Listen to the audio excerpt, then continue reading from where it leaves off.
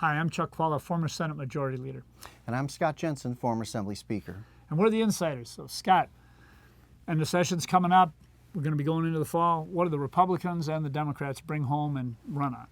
You know, I think the Republicans are going to run on what has traditionally worked for them with a couple things added to it. So traditionally, a good message for Republicans to go back home with is we cut taxes and we increased aids to local public schools. That's been a winning message for 20 years for Republicans in this state. They're going to continue to do that. They get to add to it some things that are much more bipartisan this year. The rural aid package that was passed to assist farmers and other small businesses across the state will be a winner. The water quality issues that get done here will also be a winner in a lot of rural areas in Wisconsin. So that's what I think the Republicans are going to run on. The Democrats have a problem. The Republicans passed the tax cut in early 2019. The Democrats voted against it. The governor vetoed it. Then they put forward a budget with a tax cut in it. All the Democrats voted against that tax cut, and the governor signed it. Well, the governor's okay, but now the legislators have voted twice against it. And now here, once again, more tax cuts proposed here in 2020. The Democrats vote no.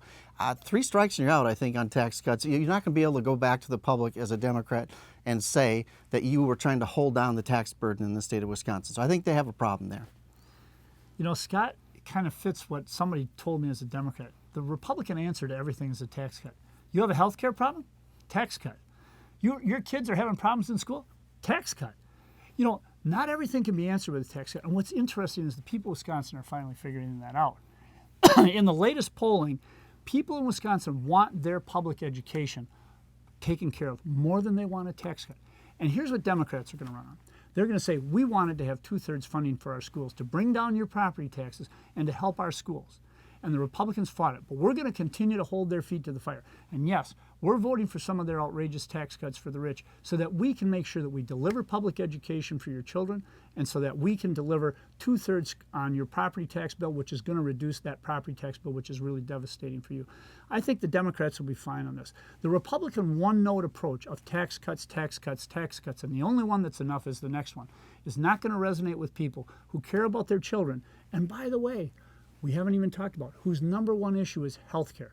And Republicans turned down $300 and some million of health care money from the federal government that our taxpayers have already paid.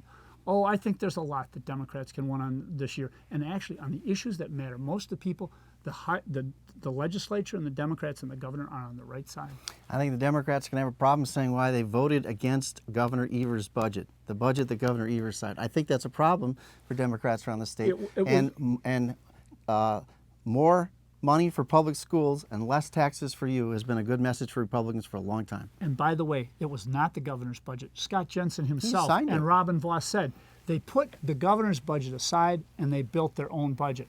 There was a good reason for the Democrats to vote against that. But what the governor did was decide that he didn't feel that there was going to be a chance for Republicans to do more, because he thought they would just cut the thing out and they would not add money for public education.